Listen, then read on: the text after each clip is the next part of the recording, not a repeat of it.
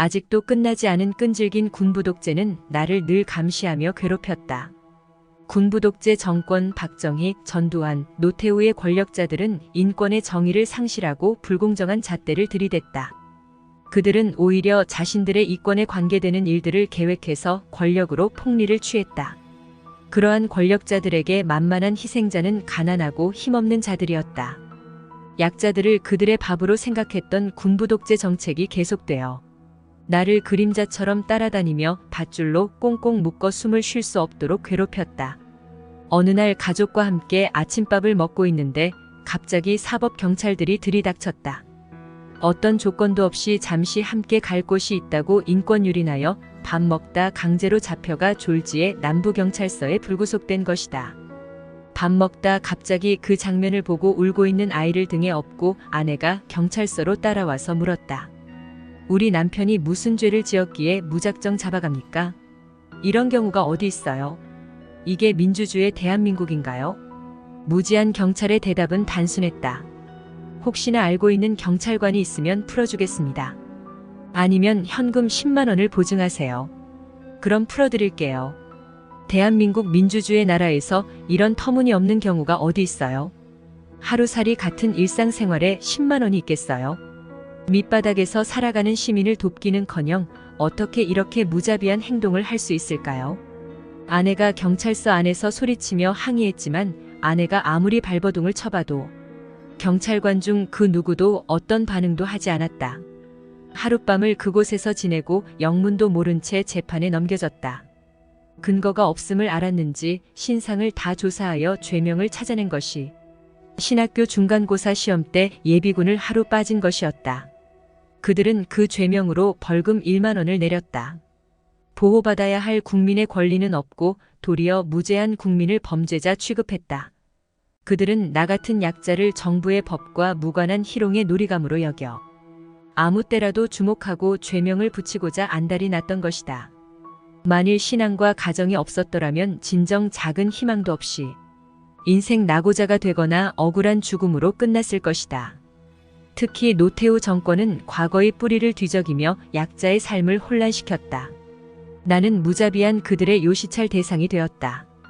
그들은 만만한 시민만을 조사 대상으로 일삼으며 호적과 인적사항을 동의 없이 언제라도 몰래 조사하는 행동과 인권 모독으로 평안한 가정을 불행하게 괴롭혔다. 약자 중에 약자였던 나는 보상은커녕 기가 죽어 눈치만 보고 살아갈 수밖에 없었다. 거주하던 집이 사라지더라.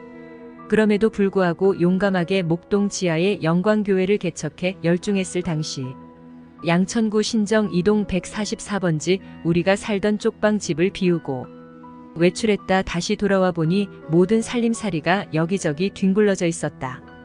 집이 무너지고 불타서 모조리 없어져 버렸다. 서울 양천구 신정 2동에 갑자기 예고도 없이 서울시에서 계획된 강제철거 재개발이 시작되어 주인도 없는 집에 철거반 깡패를 동원하여 강제철거를 당해서 우리는 가정의 살림살이가 모조리 사라진 데 대한 보상도 못 받고 말 한마디도 못한 채 전부 포기해야 하는 상황이었다. 깡패들을 동원한 강제철거에 반항하는 자는 무조건 경찰들이 잡아다가 감옥에 가두었기 때문에 감히 반항할 수가 없었다. 군부독재 정책은 약자의 인권 보장은커녕 삶에 대한 조금의 배려와 보호도 못 해주었다. 이러한 군부독재 정책은 고아와 약자들의 피눈물을 계속 흘리게 했다. 반면에 그 당시 힘있는 권력자들은 철저히 보호받아 좋은 집과 뇌물로 얼룩졌다. 나는 그 정권을 하나님께 고발했다. 가난한 약자는 조금의 보호도 받지 못했고 너무 억울하여 피눈물을 흘리며 진실을 외쳐봐도 아무도 받아주는 사람이 없었다. 언제나 죄인 아닌 죄인처럼 당해서 억울했지만 살아있으나 죽은 시체같이 소리 없는 인간이 되어야만 했다. 하지만 고난이 더할수록 우리 가족은 함께 살아봐야겠다는 결심이 예전보다 더 강해졌다. 당장 거처 할 곳이 없어서 재개발 사무실로 찾아갔다.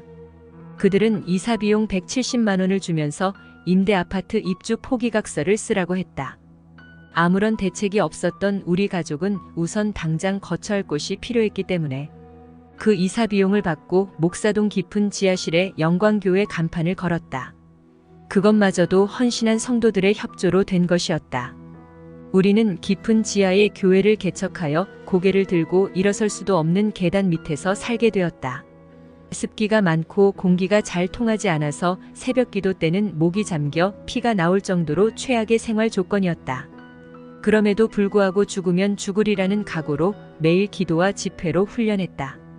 새벽 기도가 끝난 후에는 성도들 몰래 작업복으로 갈아입고 고된 일일 노동일을 하여 생계를 유지하며 오직 주님만 바라보는 사역은 참 외롭고 좁은 길이었다. 더군다나 비빌 언덕 없는 고아 출신자의 목회 사역은 하늘에서 별을 따는 것과 같았다. 날마다 최선을 다하다가 행여나 기도를 안 하고 게으르게 되면 하나님이 나를 떠나실까봐 하루하루 마음 졸이며 마치 벽에 딱 붙어버린 종이처럼 오직 주님만을 묵상했다. 하지만 매월 무보수인 목회자와 가장으로서 책무를 감당하는 일은 여전히 쉽지 않았기 때문에 우리 세 식구는 감기와 천식, 알레르기 비염으로 지금까지도 고통을 겪고 있다. 목사동 계단 밑에 살면서 가장 마음 아팠던 것은 키가 크고 성장해 가야 하는 어린 아들의 머리가 천장에 닿아 더 이상 고개를 들 수가 없게 된 것이었다. 나 역시 일어서서 벨트를 매지 못하고 찧어서 머리에 상처가 늘 생겼었다. 아내는 심한 습기 때문에 아침이면 목이 찢어져 피를 흘렸다. 이런 3년의 과정에서 얻은 것은 아내의 갑상선 암이었다. 목의 염증을 치료받지 못해 방치한 것이 커져서 마침내 갑상선 암 수술을 받게 되었던 것이다. 최악의 환경에도 불구하고 어느 날 군부독재 정권 사복 경찰들이 일반인처럼 옷을 입고 속임수로 지하 교회로 들어와서 내게 무슨 돈으로 교회를 설립했느냐고 의심하며 질문하고 교회와 하나님을 신성 모독하고 사라졌다. 돈이 어디서 생겨서 건물을 임대했는지를 조사하러 온 것이었다. 그때마다 화가 났으나 그들에게 또 보복당할 것이 두려워서 아내에게까지 말할 수도 없었다.